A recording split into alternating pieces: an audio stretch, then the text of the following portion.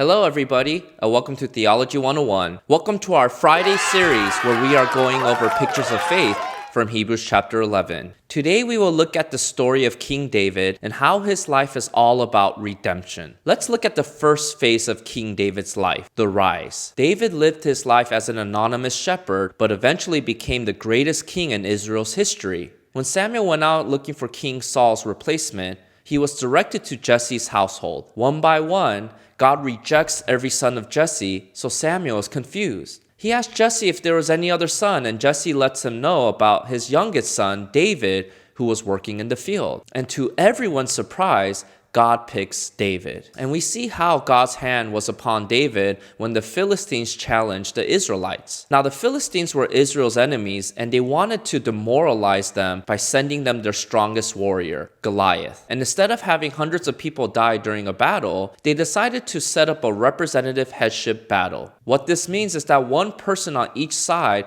will fight, and whatever the results are for that person will apply to the rest of the country. So if Goliath wins, the Philistines win. But if the Israelite representative wins, then Israel wins. So the Philistines have their man, Goliath. He is over 9 feet tall and wore a bronze helmet with a coat of armor weighing 126 pounds. But where's Israel's man? No soldier wants to step up. Meanwhile, Jesse sends David to bring food for 3 of his brothers who fight for Israel's army. When David arrives, he is confused because Goliath is spitting all these racial slurs, but nobody is willing to fight him. David finds out about the representative headship deal and decides to step up. Saul is obviously skeptical, but David is confident. Why? Because of his circumstances and calling. His circumstances up to this point have shown that he can kill dangerous animals, and he figured his skills with his slingshot will be enough to kill Goliath. And God already called David as his king. Well, we know how the story goes. David throws a large stone to Goliath's face, kills him, and cuts off his head. A shepherd has turned into the savior of Israel. But with every redemption story, after the rise comes the fall. There is one problem with David's victory over Goliath, King Saul. David is a threat to King Saul because David has become popular after killing Goliath. You have heard the phrase to keep your friends closer but your enemies closer, right? Saul takes that advice and decides to bring David closer by offering his daughter as a wife for David. Saul pretends to love David when in fact he is just doing it to get close to him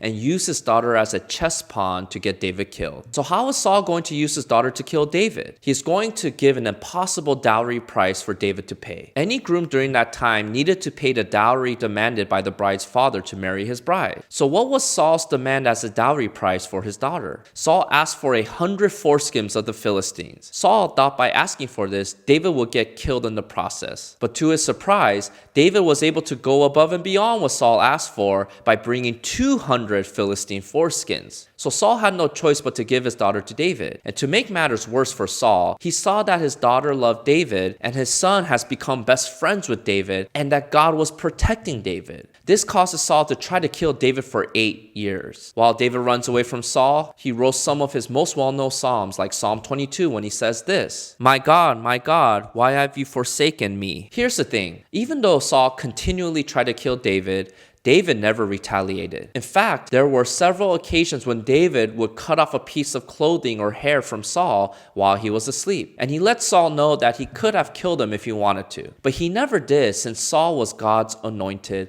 leader. So we see that as difficult as Saul was to David, he is not the reason for his downfall. This doesn't happen until after David becomes king. One day, when David should have been at battle, he is at his palace and notices a beautiful woman taking a bath named Bathsheba. Bathsheba was the wife of Uriah, one of David's top warriors and best friends. But David liked what he saw and used his royal power to call Bathsheba over and sleep with her. Scholars note that Bathsheba really didn't have a choice. If she refused the king, then she would have been killed along with her husband and kids. So David essentially rapes Bathsheba to satisfy his lust. Now, if that wasn't bad enough, Bathsheba becomes pregnant. So David tries to cover this up by bringing Uriah back from battle, hoping that he would sleep with his wife. Then people would assume that Bathsheba's baby was Uriah's and not David's. The problem was that Uriah was a man of integrity, unlike David, and did not go home to be with his wife. Why? Because it was a requirement for a soldier to abstain from sex during a battle. So David tries another way. He invites Uriah to his palace and gets him drunk,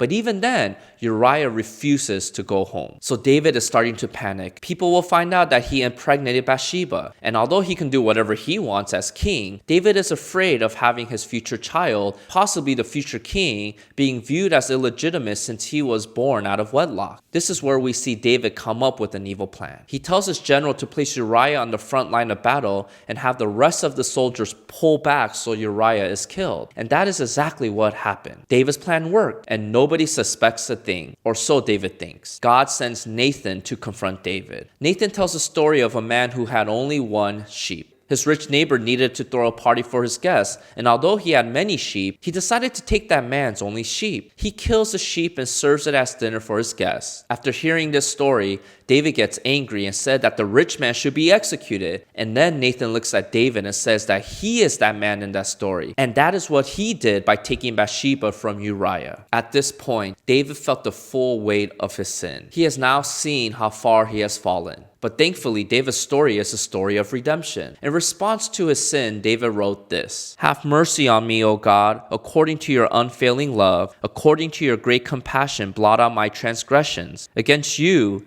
only have I sinned and done what is evil in your sight, so that you may be justified in your words and blameless in your judgment." Yes, David had sinned against Bathsheba. Yes, David has sinned against Uriah. But compared to the standard of God's holiness, David confessed that he ultimately sinned against God. So where can David find redemption after his fall? God promised that a son of David would come who would reign forever, but this king would not be like David and in need of forgiveness. Instead, this king will die for his people, including David, and pay the penalty for their sins. You see, David's story ends with redemption because his life points to a better king, a better David, who can redeem everybody who trusts in him, namely Jesus Christ. What we see is that David was not a good man who did some bad things, but a sinner in need of a savior. And years later, that savior did come. In the Gospel of Matthew, Jesus was called the Son of David, and he displayed his royal power over disease, religion, demons, nature, sin, and death. And as the Son of David, Jesus came to die for his people to redeem them from their sins. By faith, David was redeemed by a better king. And if God can forgive David, then God is able and willing to forgive us if we also place our faith in this same king. If you want to study more about Hebrews chapter 11, I'll leave a link to a recommended resource in the description box below. If you missed the last video about Jephthah's flawed faith, I'll leave a link here for you to watch. Until next time,